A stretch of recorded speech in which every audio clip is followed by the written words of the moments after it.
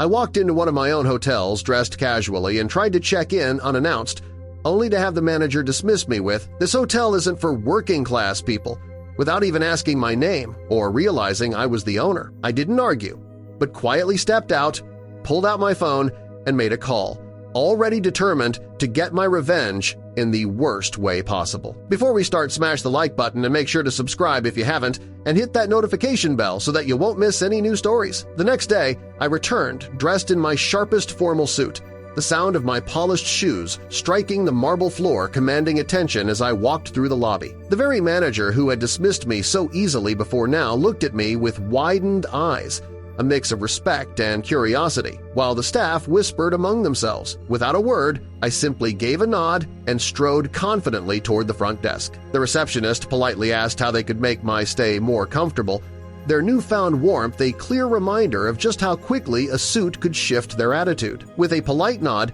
I requested a room, curious to see how they would conduct business with this version of me. I gave no clues about my true identity, instead observing closely, intent on catching every detail of their operation from within. The thought lingered, how would they respond if they realized they were handing me the keys to my own kingdom? As the manager, Lisa, passed by, her eyes lingered on me for a moment, a flicker of familiarity crossing her face before she dismissed it. To her, I was just another guest, nothing more than a stranger in the very hotel I owned. I couldn't help but wonder how long it might take for her to recognize me from the day before, or if she'd ever piece the two encounters together at all. The check-in was smooth and professional this time, with no raised eyebrows or dismissive remarks. Lisa, though occupied, carried herself with an air of authority that could be mistaken for confidence but revealed itself more as entitlement. All day, I observed Lisa parade her authority, barking orders without a hint of hesitation, seemingly oblivious to the tension her presence created. Employees hurried about, obedient yet cautious,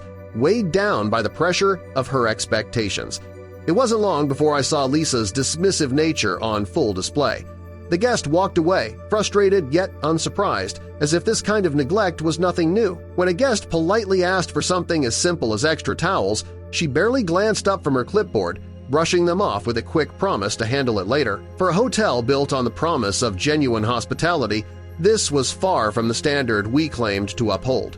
As the day went on, I quietly tapped notes into my phone, documenting every nuance I observed. Conversations were kept to a minimum, smiles were rare, and the atmosphere felt more like a regime than a welcoming escape. A hotel meant to be a haven of relaxation couldn't flourish under such strain, and as I watched quietly from the sidelines, I knew exactly what lay ahead, restoring the spirit of the place through respect and empathy. Over breakfast, I watched Lisa get into a heated exchange with a guest over a billing error. The guest remained polite yet firm in requesting a correction.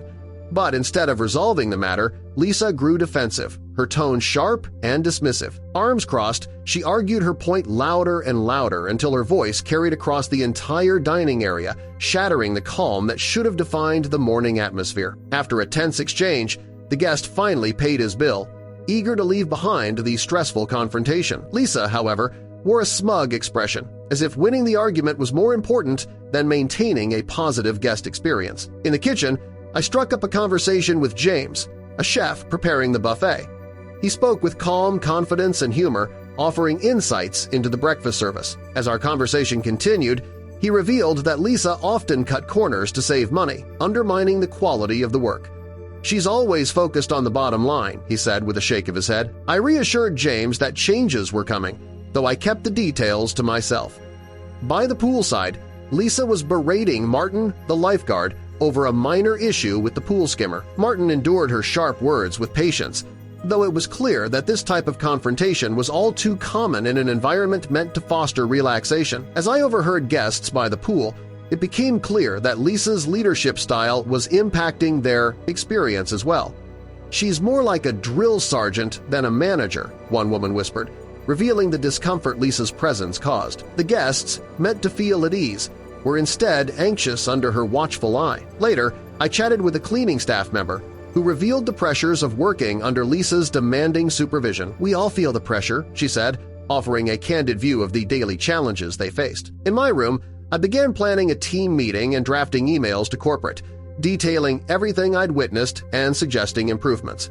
I contacted HR, hinting at a staff meeting to address pressing issues. I kept the specifics vague, but my tone carried enough weight to spark curiosity, making it clear something big was coming. Joshua, my assistant, soon arrived, and we began reviewing the hotel's operations together. His presence was steadying, turning the task into a true collaboration. We spent hours sifting through spreadsheets, and what we uncovered embezzlement shocked us. We kept the discovery quiet for now, saving it for the right moment. Lisa's confusion was evident when she saw Joshua with me. I relayed my observations to Joshua, describing Lisa's misplaced priorities and harsh management style. "She's got all the wrong priorities," I said, rolling my eyes. Joshua listened closely, mentally filing each detail as we developed a strategy for change. Joshua made the final tweaks to our plan, mapping out each step with precision. As I walked through the lobby, Lisa's sharp complaints about the air conditioning echoed through the room. Her theatrics over a minor issue only amplified the drama. I shook my head inwardly, frustrated by her knack for turning simple problems into spectacles. I observed Frank, the technician, working to fix the air conditioning. Despite his professionalism, Lisa's constant pressure wore him down. "It shouldn't take this long," she snapped, her impatience evident. Frank remained focused, but the strain of dealing with her was clear in his eyes. In the lobby, I witnessed Lisa scolding the receptionist sharply, causing visible discomfort among the nearby guests. Her public reprimands only undermined the welcoming atmosphere the hotel needed to foster. It was another reminder of how Lisa's harsh management style hurt the hotel's reputation. Joshua and I prepared the meeting space, carefully arranging everything for the entire staff. Every detail was a silent nod to the importance of this gathering. Meanwhile, Lisa stood in the lobby, announcing the meeting with a steady voice that barely concealed her curiosity. "Folks, we've got an impromptu meeting this afternoon," she said casually, offering no hint of the dramatic revelations coming. The employees stirred with intrigue, though their curiosity remained politely restrained. At last, the employees filed into the meeting room, their chatter fading as they took their seats. The air crackled with curiosity and excitement. Lisa stepped to the front, clutching her notes, completely unaware of what awaited her. She surveyed the room with her usual confident air, ready to lead what she thought would be another routine meeting. Little did she realize, today was far from typical. Lisa began with her usual calm tone. "I've heard some complaints," she said, dismissing them as exaggerated or baseless. But these were real issues, ones that demanded attention. With a nod to Joshua, we dimmed the lights and the presentation began. The truth was laid bare: broken equipment, neglected areas, and the many problems I had observed. The staff leaned in, absorbing every point. Lisa crossed her arms defensively, a clear sign that she was beginning to realize the gravity of the situation. Lisa bristled at the evidence, her usual confidence faltering. I stepped into the spotlight, meeting the curious and apprehensive gazes of the staff. "We've got work to do, but things are about to get a lot better around here. First, thank you all for being here today," I began, my voice calm yet firm. The room fell silent, and I could see the flicker of hope in their eyes, ready for the change that was about to unfold. Lisa blinked in confusion as I spoke, muttering, This wasn't on the agenda." Trying to regain composure, she added, "I wasn't informed," subtly shifting blame and downplaying the issues. Inside, I smiled, knowing her reassurances wouldn't hold up to what I was about to reveal. Turning briefly to Lisa, I nodded before addressing the staff. "I see your efforts, each of you working hard under difficult conditions. It's time to acknowledge these obstacles and chart a path toward real improvement. These employees deserved far more than what Lisa had given them." I shared that monitoring had been done to closely observe operations. "We found errors that had been overlooked, but no worries," I said. "We're going to fix them." The staff listened intently, their faces reflecting relief and curiosity. The atmosphere in the room shifted noticeably. Staff exchanged glances, anticipation building. The tension eased, replaced by expectancy. They straightened in their seats, sensing that something better was just around the corner. Joshua clicked through the screens filled with reports highlighting operational failures under Lisa's management. "These all show," Joshua began, but the evidence spoke for itself. Lisa's face shifted from curiosity to unease as she absorbed the data. The room watched, waiting for her reaction, but she remained silent. As the staff reacted to Joshua's presentation, Lisa's confidence faltered. "But how?" she muttered, her usual assurance slipping away. Stepping to the center, I addressed everyone with a clear vision. "Changes start now," I declared. "We're setting a new course for this hotel, focusing on what truly benefits everyone."